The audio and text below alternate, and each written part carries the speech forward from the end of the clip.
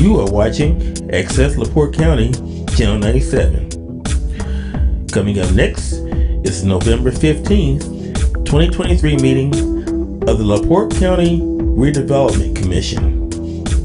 You can find more information for this meeting by visiting www.accesslaportecounty.org.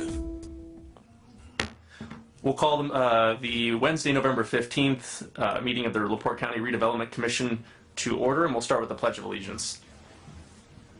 I pledge allegiance to the flag of the United States of America and to the republic for which it stands, one nation, under God, indivisible, with liberty and justice for all.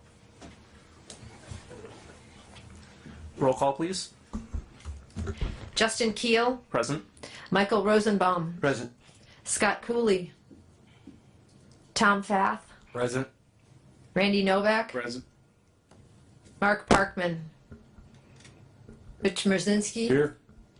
Ron Dispense. Mr. President, you have a quorum. Thank you. Up next is the approval of the agenda. Are there any additions or corrections to the I'd agenda? like to make a motion with one correction to add change order number 12 from D&M. For those that look at it, it's the last document in your package. There's a motion. Is there a second? Second. There's a motion and a second to amend the agenda with that item and approve it. All those in favor say aye. Aye. Aye. Those opposed? The ayes have it, and the agenda is amended. Moving on to public comment. Is there anyone from the public who wishes to speak? Anyone from the public? If not, public comment is closed, and we'll move on to the approval of minutes. Are there any additions or corrections to the minutes? Make a motion, we approve the minutes. Motion by Mr. Fath. Is there a second? Second. Second by Mr. Rosenbaum. Any further discussion?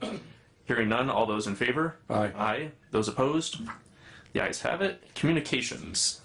Communications for the month of September, October, auditor's request for the treasurer's report, the Herald Argus the claims and allowances publication, and also correction to a billing. They had overbilled us.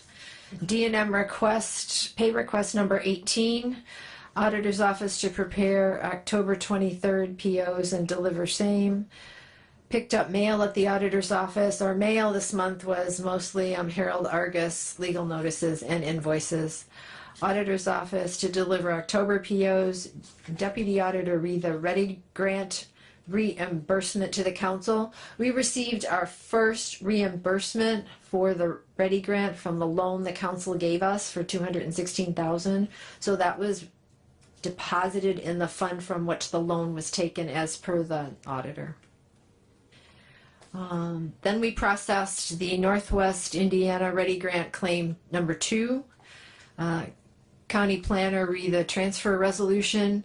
The deputy auditor read the transfer resolution to the payroll. There are some concerns about that. That is not necessarily doable. And we talked to the attorney about the same item. And then D&M pay request or change order number 12 was delivered on Monday. And that is the end of your communication. Thank you. Treasurer's report. Treasurer's report is as follows. US 421. The balance is after claims paid today, $256,380. US 421 allocation area 2, 0. Kingsbury Industrial Park TIF, balance after claims paid today, $76,336. 39 North TIF, after claims paid today, $86,505. End of treasurer's report. Motion to approve the treasurer's report. There's a motion by Mr. Rosenbaum. Is there a second? Second. Second by Mr. Novak. Any further discussion? Hearing none. All those in favor say aye. Aye. Those opposed say nay. The ayes have it. And consideration of claims.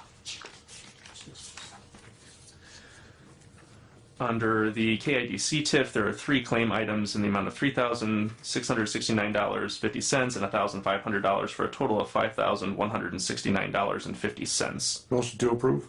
Motion by Mr. Merzinski. Is there a second? Second motion. Second by Mr. Fath. Any further discussion? Hearing none, all those in favor say aye. Aye. Aye. Those opposed say nay. Ayes have it. Under the US 421 TIF, there are a total of 3 items for a total of $108,922.93. To approve? Motion by Mr. Mrzinski. Is there a second? Second. Second by Mr. Novak. Any further discussion? Can I ask a question? Absolutely. Is this just for professional services, or we're talking also about D&M? I'm just checking as to last month. Did D&M use those funds to clear up that outstanding, Good question. Looks like that outstanding mechanics lien? I don't have verification of that payment yet. It was made clear to D&M that they had to verify that with our attorney. I'll amend my second, subject to clarification on that. Mr. Mrzinski, are you comfortable amending yours as well? Yes. Okay. So the motion is to approve the 3 items contingent upon clarification from DNM. Please let us know what you find out from that. Yeah, for some reason D&M does not correspond with me. Ah. I have not received one correspondence from D&M. He talked to Mary Jane. Oh, that's good. Mary Jane, Everybody- will you reach out? And then maybe you can be a buffer between us? Thank you. Okay, there's a motion and a second. Is there any further discussion? Hearing none, all those in favor say aye. Aye. Those opposed say nay. The ayes have it. Under the 39 North TIF, there are 2 items for a total of $1,024.91. To approve. Motion by Mr. Mrzinski. Second motion. Second by Mr. Fath. Any further discussion? Hearing none, all those in favor say aye. Aye. Aye. Those opposed say nay. The ayes have it, and I believe that concludes our claims. Which brings us to the 420, under old business, the 421 I-94 TIF update. Mr. Reardon. Thank you, Mr. Chairman, board members. Mitch, can you give a quick update where we're at on the utilities? I know there were some issues with NIPSCO and some last minute requirements from Michigan City Sanitary regarding the lift station, but why don't you give the board a quick update and let them know where we're at on punch list. Yeah, so regarding the sewer water project at 300 North, I did write the board email a few days ago, but there are some outstanding items that need to be completed. Okay, one is the electric drops. There's 2 electric drops. There's a meter vault on 950 West, so we're still waiting on NIPSCO to get out there and take care of the electric drop. From there, it'll be hooked up by Continental Electric, which is a sub to Ryan, to hook up both the lift station and the meter vault. Also, there's a fence that still hasn't been erected around the lift station that needs to be taken care of. All the water and sewer lines, all in the ground. They've been pressure tested, no leaks, so this is a good thing. But outstanding, the road has also opened on 300 North. I know that was closed for about 3, maybe 4 weeks. They were working in front of Love's. Yeah, but it is open now.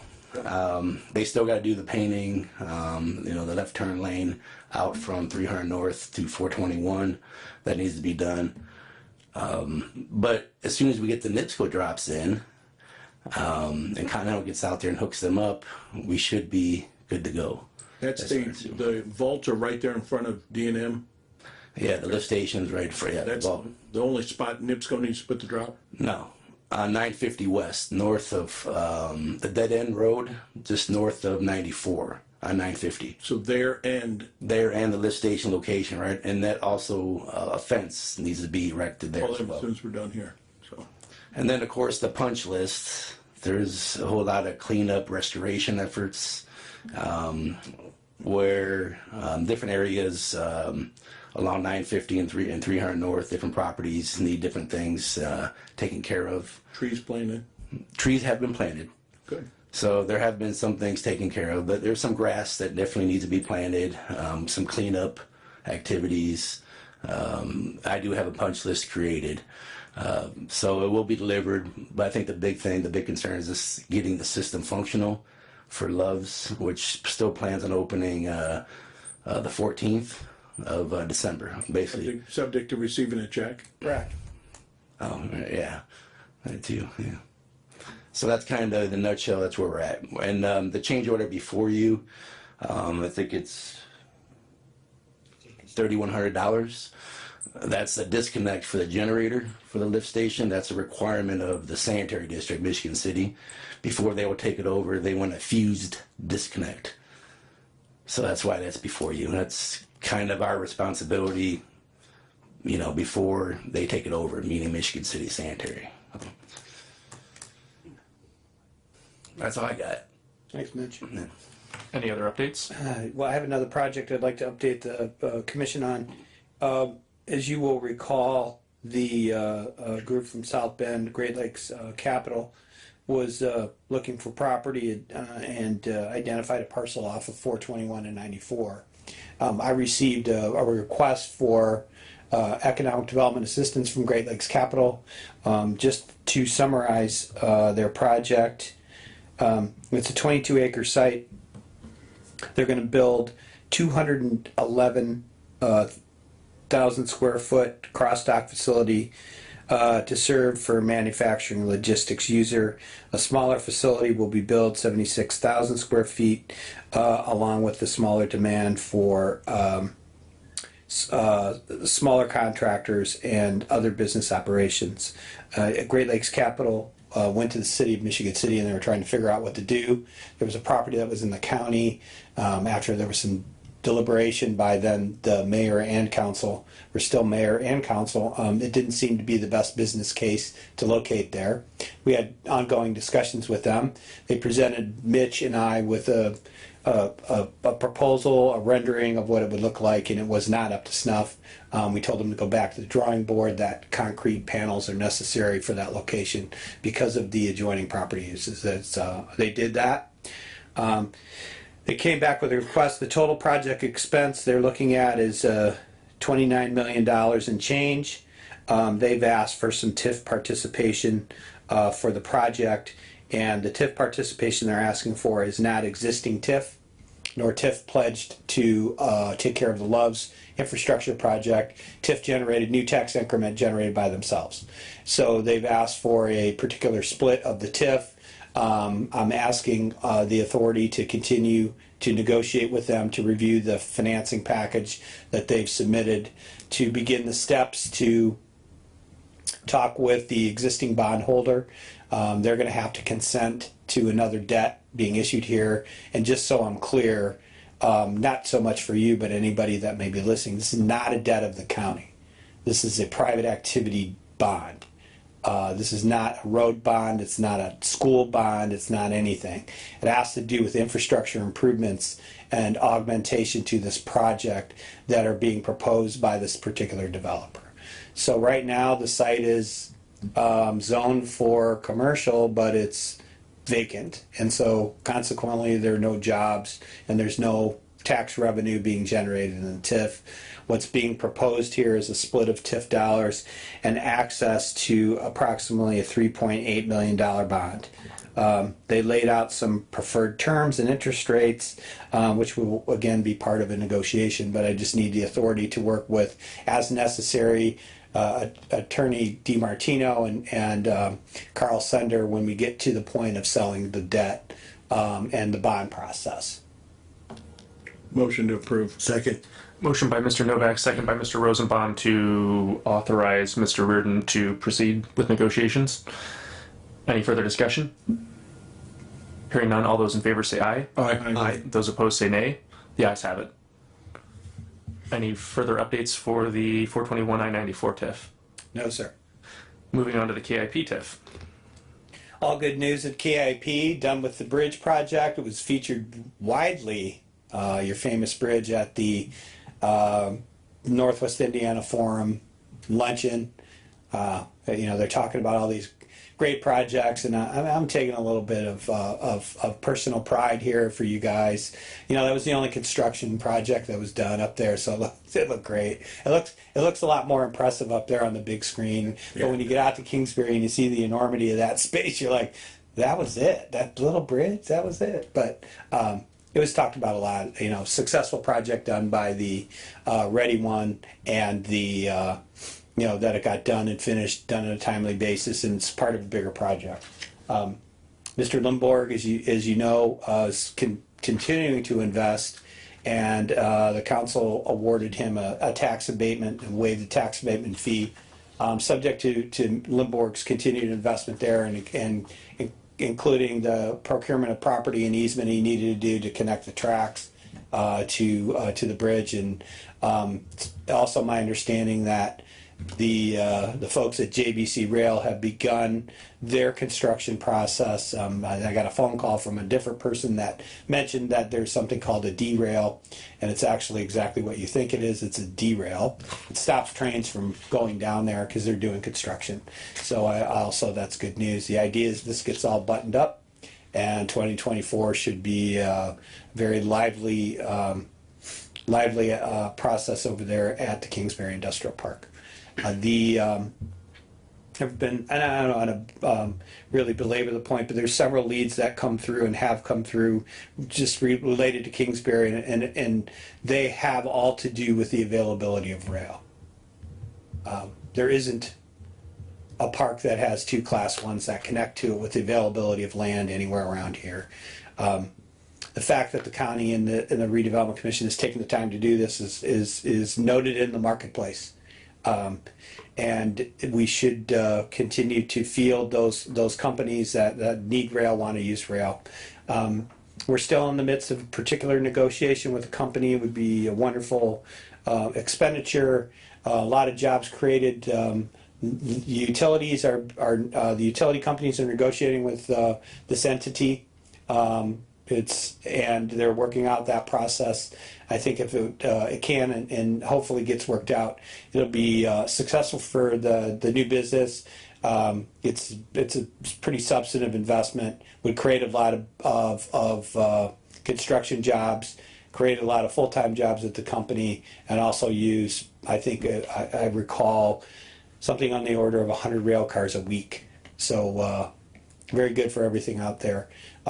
The private sector people, and I mean that this is the utility company is private and the company is private. They're negotiating, and I've urged them to come to a solution amongst themselves and to bring us back that solution so that the board and your professional service team here can review that and make recommendations. But let's keep our fingers crossed on that one. Yeah, we've had a lot of international flavor out in the Kingsbury Industrial Park. We had some folks from Germany stop by and other parts of Europe. The economic development team was able to go and show a building out there to a German company that makes fiber, not like fiber food, fiber. Optics? Yes.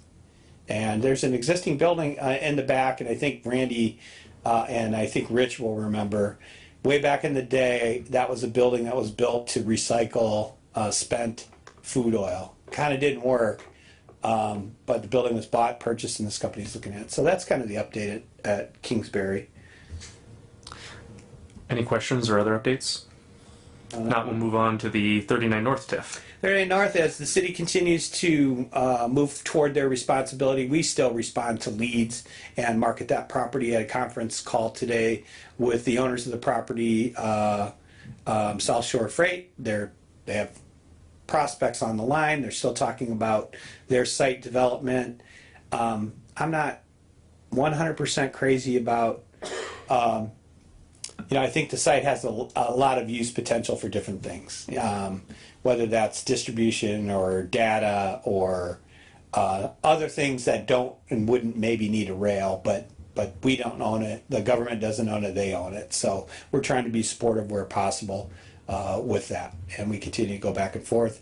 I'll report to the board that next time the progress being made with the city annexation, and more importantly, their timeline for delivering of those assets.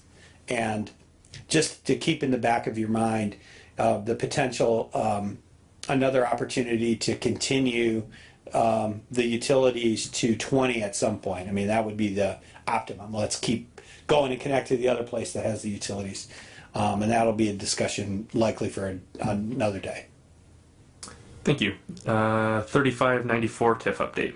I will be giving you an update soon after my meeting with the new administration in the city of Michigan City, where we might stand with that. Excellent. That brings us to housing RFP.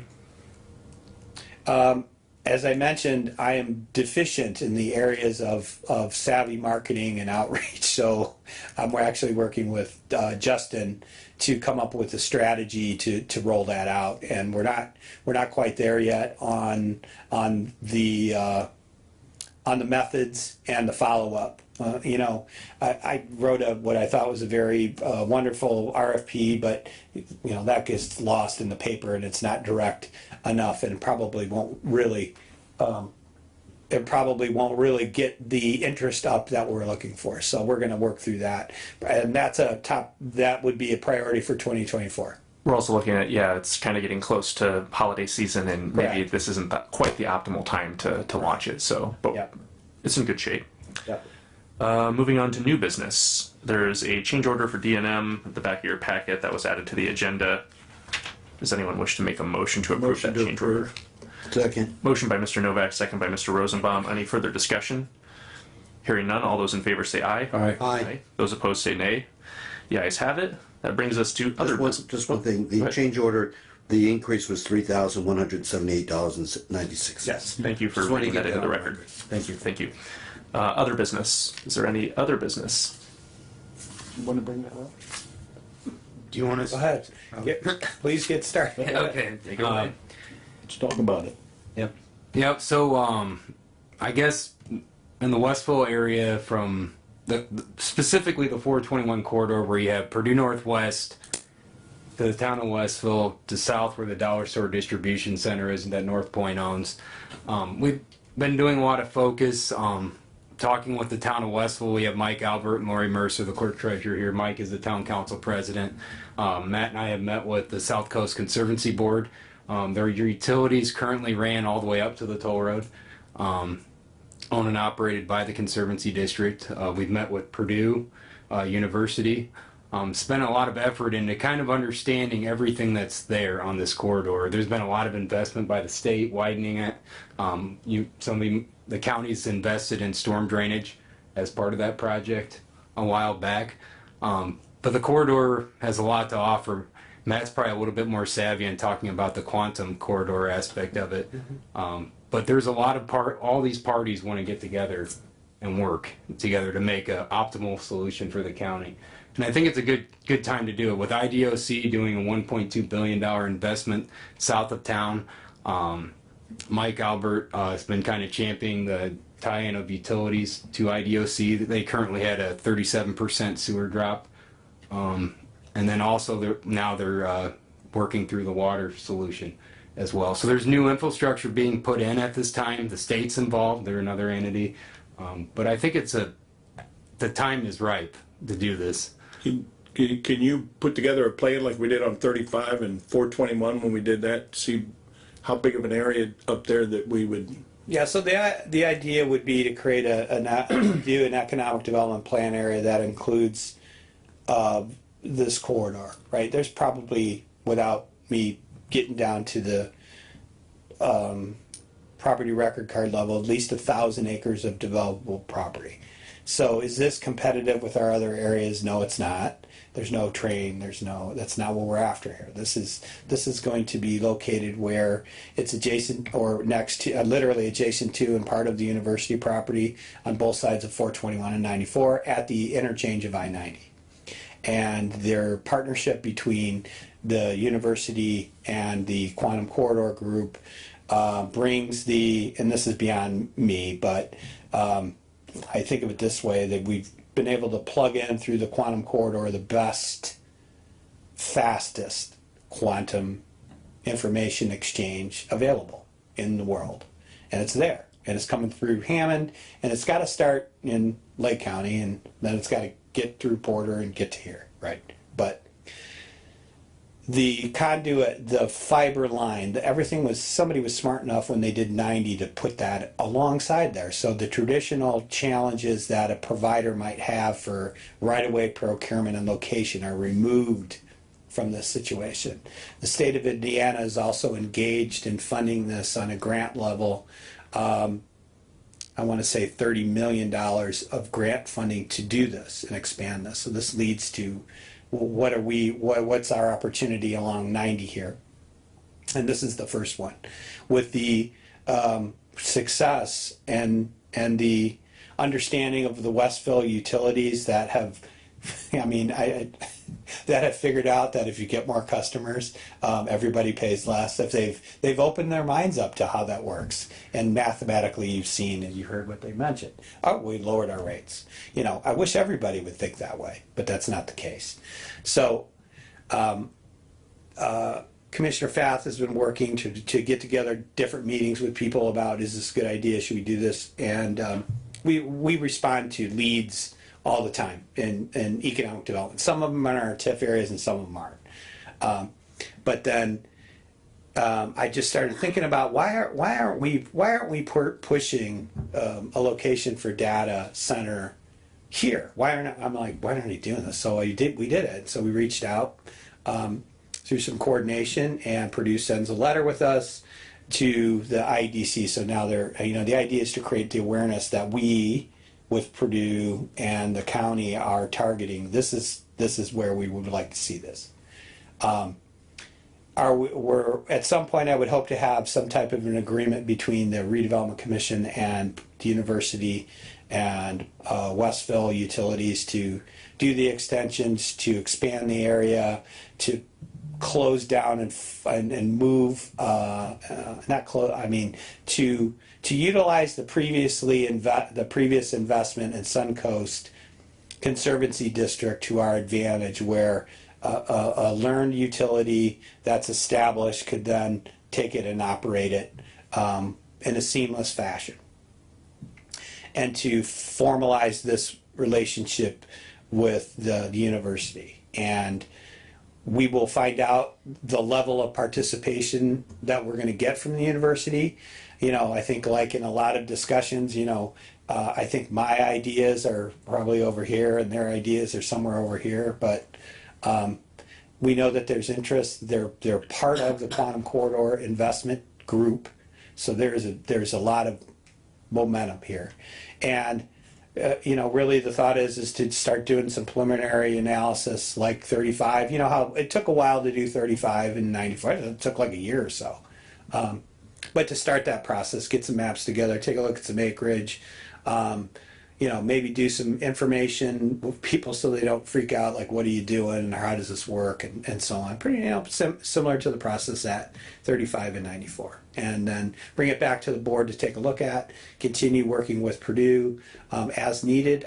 If we can get to a point where there's some decision making that is required by the board to vote, we'll bring it back here, bring the partners in here and see what we can get accomplished.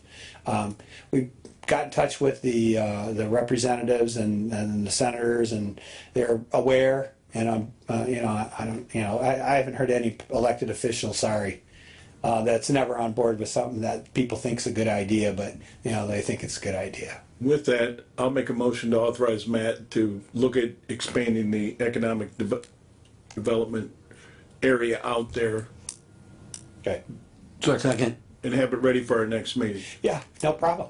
Motion by Mr. Novak. I think Mr. Brzezinski got the second fastest. Fine. Any further, quick to the draw. Any further discussion? Hearing none, all those in favor say aye. Aye. Aye. Those opposed? The ayes have it. Thank you very much. One more item, Mr. Chairman. Our next meeting is scheduled for December 13th at 4 o'clock, and I would ask the board to check their calendars. I would like to have at least an hour and a half workshop with the group to talk about 2024 and see if you can accommodate that. On that same day? Yeah, we'll just do it before the RDC meeting. I think that would be, if you're planning to be here, I don't know if your schedules would do that, would work out. But, the idea is to get all comers in here, particularly focused on the redevelopment and economic development. I think it makes some sense that we have a discussion about operations for next year and how that would work. 2:30? 2:30, yeah. I can be pretty succinct, as you know, and the idea is I want to hammer out what are the 4 goals for next year of this group. What are some global ideas about economic development that need to be or could be reviewed, and how we can continue to work in a collaborative fashion with the council and the commissioners. And it's good that I have 3 council people sitting here at each meeting and a commissioner. It makes it easier. It's nothing's a secret, which is good. And to be able to talk through process for 2024. How does it work? I know there was a question about how does redevelopment work or function? So, generally speaking, I'm a professional service person.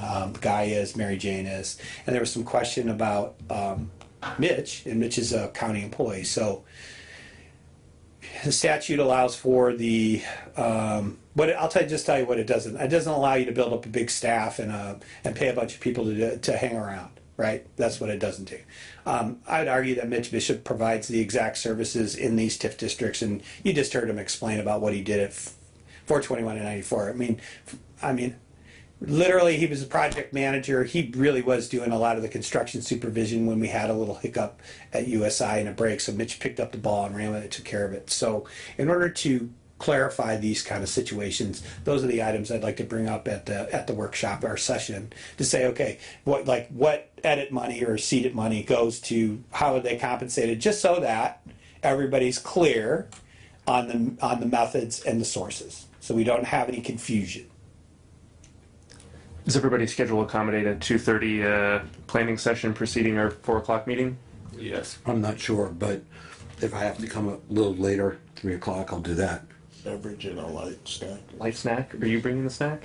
Just saying metal. Matt's gonna bring the donuts and coffee. Beverage and a light snack or something. That's on December. I didn't know that was going to be needed to get you guys to come here, but I can put it out there. I mean, He's motivated by food. donuts and coffee. This is a public facility, so I can't say bourbon and beef sandwiches. We'll have to keep it soft drinks. Okay, sounds good. So we will plan and schedule a 2:30 planning session then. Any other business? I just want to thank Tom for his looking into the Westville thing and kind of bringing it together and bringing it to light, so. Yes, thank you. It's nice to work on developing other areas of the county. Absolutely. Just want to say one thing. I've been listening to the meeting today. You heard Matt say like 6 times economic development. And that's, we really have to look at economic development and redevelopment and see if there's the ability to merge those together, because they really work synchronously. So that's something that just keep in your mind. Absolutely. It just it's easier. You know what I'm saying? And there's like I said, I have 3 council people here and a commissioner.